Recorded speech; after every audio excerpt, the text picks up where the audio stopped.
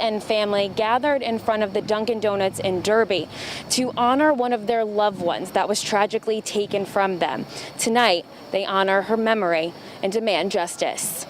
She's the light of the party. She's the greatest personality, the funniest girl that you would ever meet. The funniest. She's not supposed to be famous on TV for her death. Shortly before 5 p.m. on Sunday, Ansonia police responded to a call that came in as a pedestrian struck. But when officers arrived, they found the victim, 20-year-old Rosalie Acquefreda, with multiple stab wounds.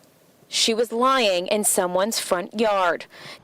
Officers arriving on scene quickly realized that the injuries to the female were not from the result of an accident, but were the result of a physical assault. She was transported up to Griffin Hospital, where she unfortunately succumbed to her wounds. Candles lined the parking lot next to the Dunkin' Donuts in Derby Monday night, where family members say this was one of the last places people saw her. She needs justice. This person is walking the streets. She's walking the streets right now. She's dead. She got in the car right here. This is the last place that we see her. Everybody's seen her. Tasha Sparky sharing with us who Rosalie Acquefreda was. She's the greatest mom. She has a little 3-year-old. Eli was her world.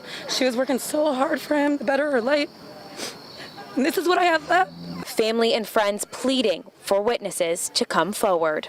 If anybody knows anything or seen her, she was dead, stabbed on the street. Think if that was somebody else's daughter, somebody's mother. Just think about that. Like, you have to, and she's 20. As of Monday night, no arrests have been made. Police ask that if you have any information, please contact them. In Derby, I'm Rachel Piscatelli, Fox 61 News.